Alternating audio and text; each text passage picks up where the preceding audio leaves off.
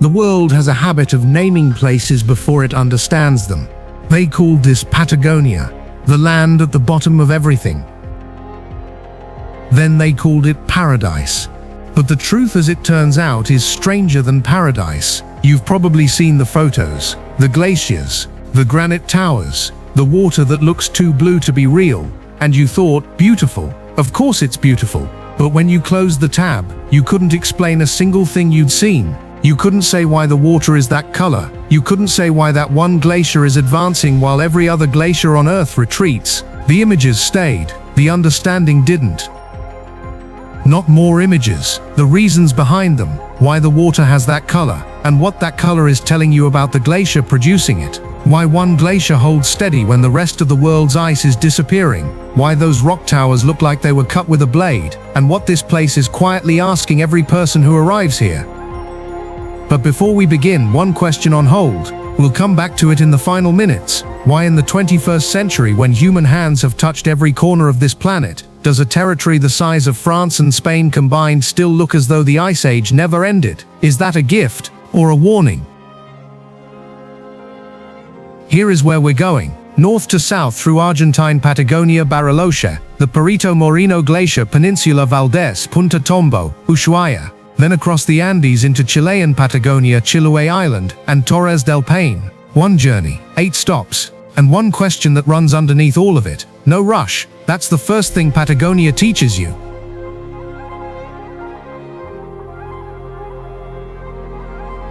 Three questions.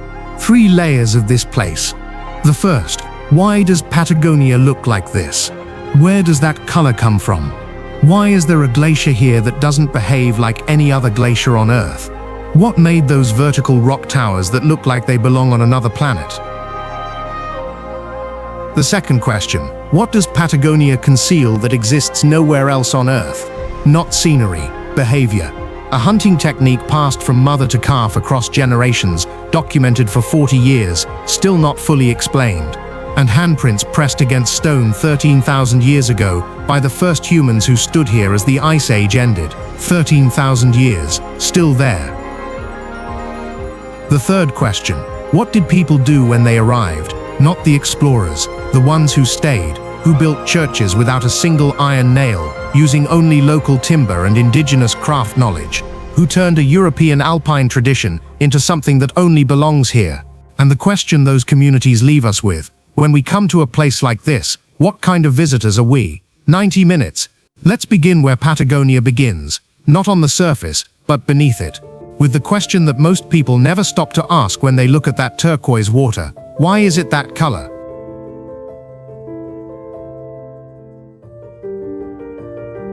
To understand Patagonia, you have to start with something that happened 12,000 years ago. The last ice age ended. All over the world, the glaciers retreated. The permafrost thawed. Europe, North America, Asia, the land came back to life, and people moved in. But at the southern tip of South America, it didn't quite finish. The Patagonian ice field, sitting on top of the Andes, held on. Not because it was stubborn, because the geography here, the way the Andes catches wind from the Pacific, the way the moisture piles up on the western slopes, creates the only conditions on Earth where a prehistoric ice mass can sustain itself this far from the poles. 24 glaciers flow outward from the southern ice field. One of them is Perito Moreno. It is not the largest glacier in Patagonia, but it is the most extraordinary, because while 90% of the world's glaciers are retreating, losing mass every year, Perito Moreno is holding steady. Some years, it advances. The reason is a concept called dynamic equilibrium. Here is how it works. On the eastern front, where the glacier meets Lake Argentino, ice is constantly carving, chunks breaking off and falling into the water. Meanwhile, at the western end on the ice field plateau, snow is still accumulating at exactly the rate needed to replace what is lost. Input equals output. The glacier neither grows nor shrinks, it holds.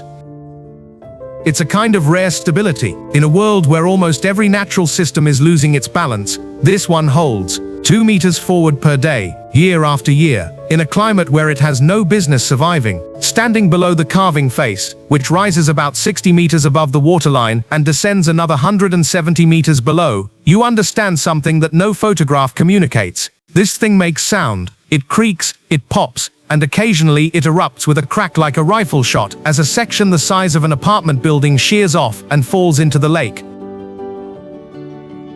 Every 7 to 14 years, Perito Moreno advances far enough to touch the Magallanes Peninsula on the opposite shore, effectively cutting Lake Argentino in two. Water pressure builds behind the ice dam, sometimes for months, and then one day, unpredictably, the tunnel at the base gives way. People schedule flights for this. They sit on bleachers across the lake and wait. Patagonia turned a geological event into theater, and the theater is free. But the rupture cycle, the advance, the dynamic equilibrium, none of that explains the color. And the color is the thing that stops people mid-sentence when they first arrive. For that explanation, we need to go to the base of the glacier, to a process that has been running for hundreds of thousands of years.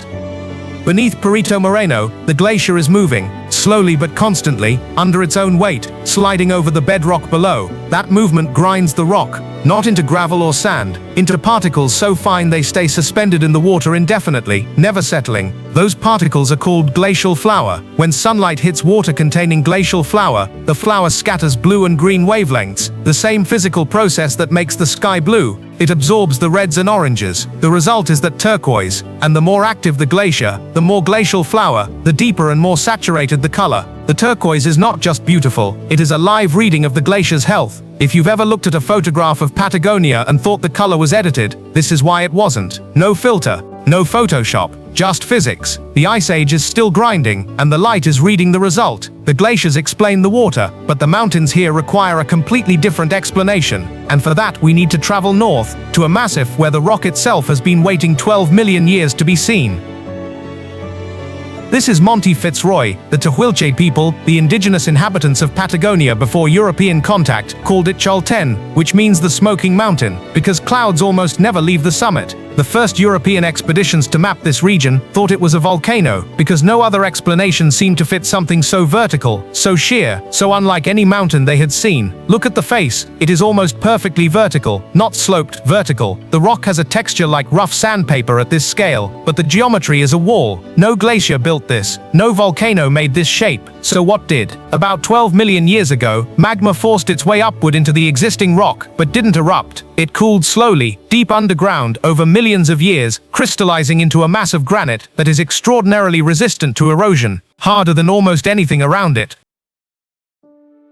Then the Ice Age came. Glaciers hundreds of meters thick covered this landscape for millions of years. They carved, scraped, and removed the softer surrounding rock. But the granite intrusion, the hard core, they could not destroy. When the ice retreated, the hard rock was left standing, exposed, vertical, with everything softer gone. Fitzroy is not a mountain in the ordinary sense. It is a remnant. The thing that could not be destroyed after everything destroyable was taken. There is a phrase for the geological process, differential erosion. But the simpler description is this: Fitzroy is what is left when 12 million years of patience meets 12,000 years of ice. Between the glacier and the towers, there is one more element that explains why Patagonia looks and feels the way it does. One that you feel before you see it: the wind. At the latitude of Patagonia, between 40 and 55 degrees south, there is no major landmass blocking the westerly winds coming off the Pacific. They build up across thousands of kilometers of open ocean, hit the Andes, and pile all their moisture onto the western slopes. The eastern slopes get almost none of it. The result is two completely different Patagonias, divided by a single mountain range. Same latitude, same country, two worlds. The western winds that drench the Chilean side also bring the moisture that keeps the ice field alive. Remove the Andes and the ice field disappears. Remove the ice field and the turquoise disappears. Every element of this landscape is connected, and the wind is what drives all of it. So three things: the turquoise water, glacial flour, ground from bedrock by ice that has been moving for hundreds of thousands of years, the advancing glacier, dynamic equilibrium, where snowfall on the plateau exactly replaces the ice lost at the front, and the vertical granite towers, 12 million years of underground cooling, then millions of years of glacial erosion, removing everything soft. Three phenomena, one origin, the Ice Age still unfinished here. That answers the first question: why Patagonia looks the way it does. But geology is only the stage. What's living on that stage, the wildlife, the behaviors that exist nowhere else on Earth, that is a different story entirely. and it begins 800 kilometers east of here, on the Atlantic coast. On that coast, at certain times of year, there is a behavior that has been documented for over 40 years. Scientists have studied it, filmed it, written papers about it, and it is still not fully explained. It involves a 6-ton animal making a decision to leave the ocean, deliberately, knowing the risk of not returning. Our journey leaves the Andes now. We are heading east, to the Patagonian coast, where the Ice Age geology gives way to something stranger and more alive.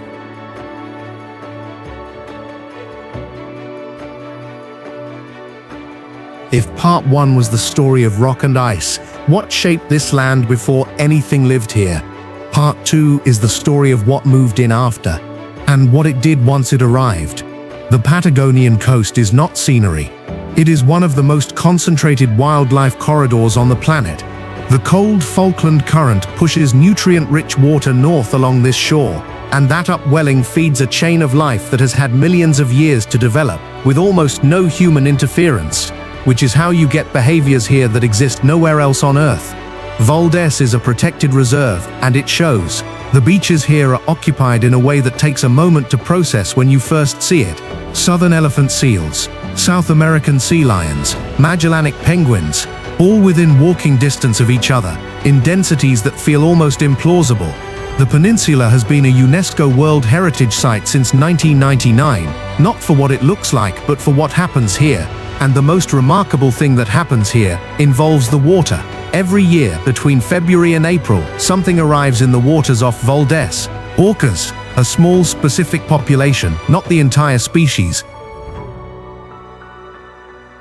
but a particular group of families that return to this stretch of coastline year after year.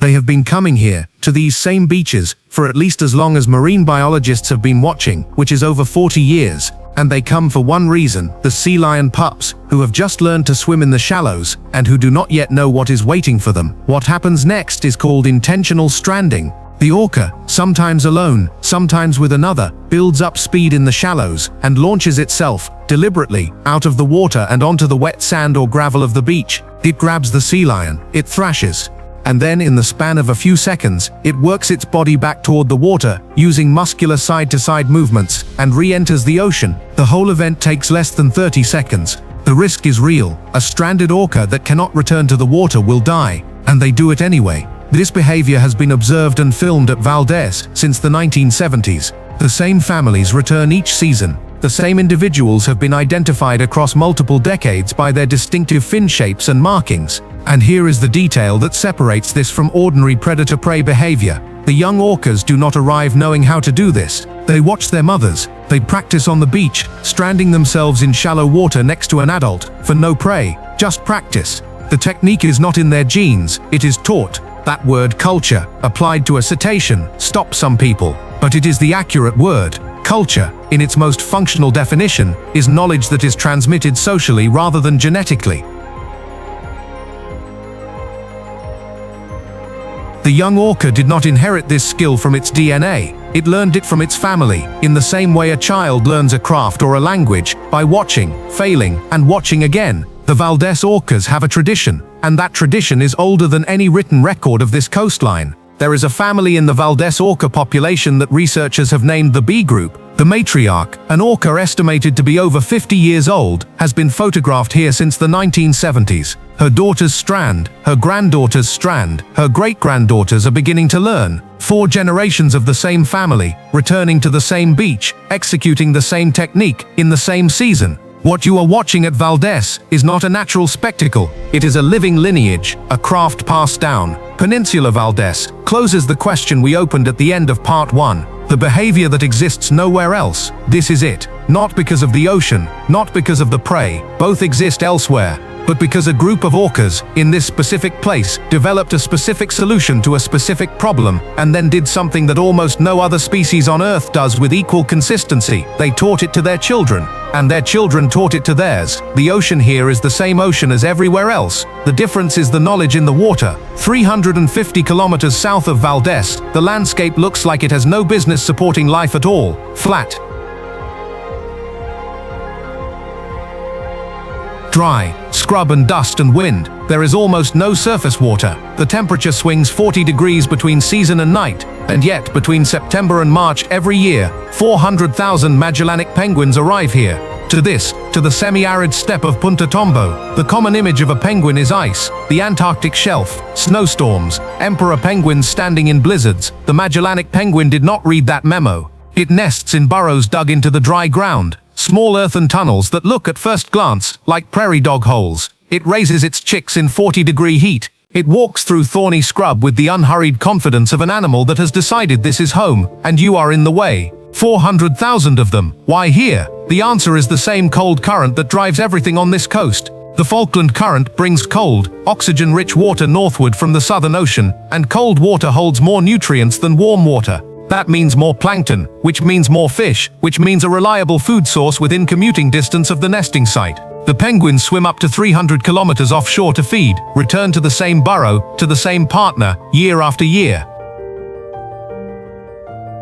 Punta Tombo is not where penguins ended up by accident, it is where the math worked out. The Magellanic penguin is a reminder that the category of natural habitat is not fixed, it is not a property of a species. It is a solution that a species found, at a specific time, in a specific place, to a specific set of pressures, and then kept. The cold-adapted body of a penguin, originally selected for polar conditions, turns out to work perfectly well in a semi-arid steppe, provided the water is cold enough and the fish are present. Evolution is not prescriptive, it is improvisational. Punta Tombo is what happens when improvisation works and the audience stays. The orcas' learned tradition. The penguins' improvised geography. Both are answers to the same underlying question: what happens when a species has enough time and enough space to do things its own way?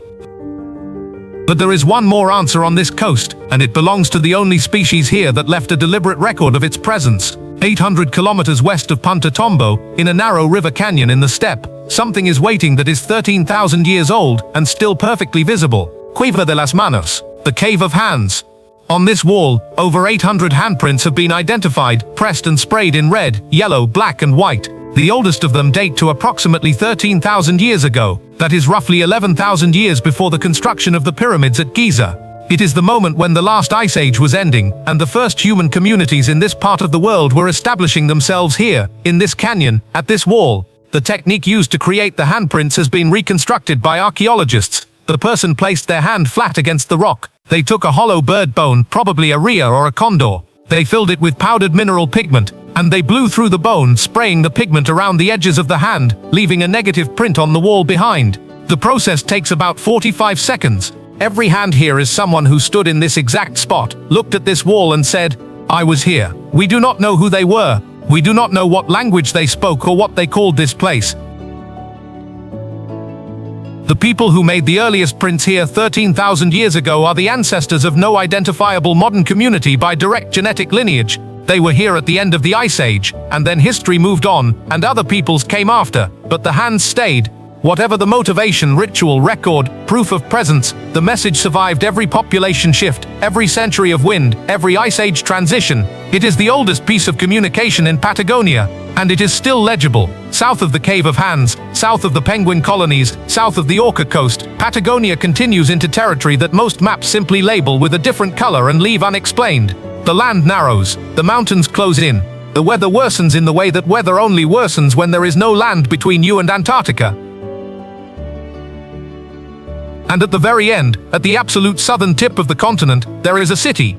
A small one. A city that has decided to call itself what the geography demands. Ushuaia calls itself El Fin del Mundo, the end of the world. It says this on the signs, on the stamps at the post office, on the menus in restaurants, on the souvenirs in every shop window. This is not understatement. At 54 degrees south latitude, Ushuaia is the southernmost city on Earth. Below it, the Beagle Channel, then Tierra del Fuego's southern islands, then the Drake Passage, then Antarctica. There is a road sign on the outskirts of town pointing north toward Buenos Aires, 3,079 kilometers, and another pointing south. The southward one just says, Antarctica, no distance given. But Ushuaia is not just a geographical superlative. It is a working city, a port city, and what it services is primarily the Antarctic expedition industry. Every year, hundreds of research vessels and commercial expedition ships pass through the Beagle Channel en route to Antarctica. They provision here, their scientists and researchers transit through. And so Ushuaia has become, despite its improbable location, one of the most important operational hubs for Antarctic science. The end of the world is also the beginning of the last continent. Peninsula Valdés, Punta Tombo, Cueva de las Manos, Ushuaia. 4 stops on the Atlantic coast and the southern tip of Patagonia. And 4 answers to the same question: what happens when evolution and human history are given enough time and enough space to do their own work? The orca develops a cultural tradition, the penguin invents a new geography, the Ice Age hunter leaves a message that outlasts the language, the city becomes the beginning of the last frontier. None of this was planned, all of it required one thing: the absence of interference. That is what Patagonia protected, without meaning to, simply by being so far from everywhere else.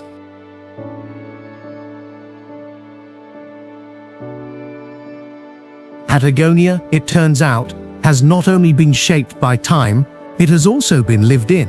And the communities that chose to stay, not to pass through, not to extract, but to build a life inside this landscape, left something behind that is harder to see than a glacier or a granite tower, but no less remarkable. They left a way of being here. In the early 20th century, a wave of immigrants arrived in the foothills of the Andes, German, Swiss and Italian families, who looked at the lake district around what is now Bariloche, and recognized something: not Patagonia, Europe. The same scale of mountain, the same cold water lakes, the same meadows at altitude. They built accordingly: timber frame houses with steeply pitched roofs, chocolate workshops, alpine-style hotels on the lakefront, a cathedral made of stone and wood that could be transplanted to Bavaria without revision.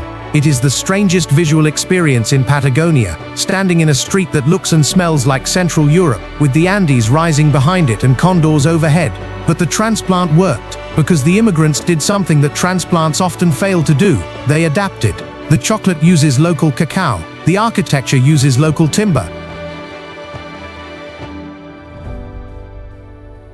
The skiing is on Patagonian snow. What arrived as a cultural memory became, over generations, something that only exists here. 300 kilometers further south, on an archipelago off the Chilean coast, a different kind of cultural convergence took place. The Huilliche people had lived on the islands of Chiloé for centuries before the Spanish arrived. When Jesuit missionaries came in the 17th century, not to conquer, but to establish a different kind of presence, what resulted was not the erasure of one culture by another. It was a negotiation, a shared project. The evidence is still standing: over 150 wooden churches, scattered across Chiloé, built over 3 centuries using a technique that combined Huilliche woodworking knowledge with European ecclesiastical design. No iron nails. Every joint is fitted timber, cut from the native trees of the archipelago. The structures breathe, they expand and contract with the seasons. The oldest among them have been standing for 300 years. In 2000, UNESCO listed 16 of them as World Heritage Sites, not because they are magnificent, but because they represent something rarer than magnificence: 2 cultures that built something together that neither could have built alone. And then, at the end of everything, back in Chile, in the most visited and most photographed part of Patagonia, there is a question that the landscape itself seems to be asking. Torres del Paine is a national park. It receives roughly 250,000 visitors per year. The infrastructure is careful, the regulations strict, the trails marked. And yet, standing anywhere in that landscape, you feel the disproportion. The towers are 3,000 meters. The lake below them is 12 kilometers across. The condors above are not decorative, they are real and indifferent and enormous. The hikers on the trail are very small, which is perhaps the final thing Patagonia teaches. Not about geology, not about wildlife, not about the ingenuity of people who learn to live here, but about proportion. About what it means to be a visitor in a place that predates you by millions of years and will outlast you by millions more. The park designation does not protect Torres del Paine from time, it protects it temporarily from us. 3 questions. And now, 3 answers.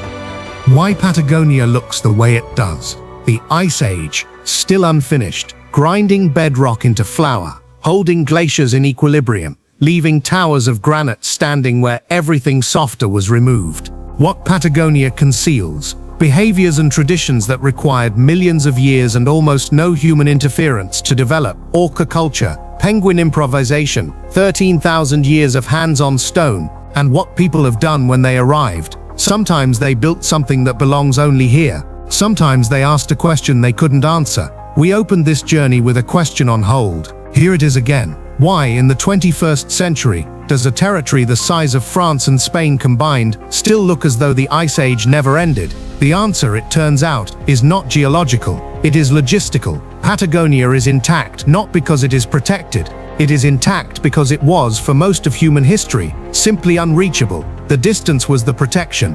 The cold was the protection. The wind was the protection. What we are looking at is not a conservation success. It is a postponement. The question is not whether Patagonia will change. It will. The question is what kind of people arrive when it does. Whether we come as the immigrants of Bariloche came, looking for what this place can teach us, willing to adapt, or whether we come looking for what we can take. Patagonia is not asking us to admire it. It is asking us to decide if this journey has given you something worth keeping, a single fact, a question you didn't have before, a reason to look differently at a photograph you've seen 100 times, then it has done what it was made to do. Leave a like if it reached you. It helps more people find their way here, and we'll see you on the next one.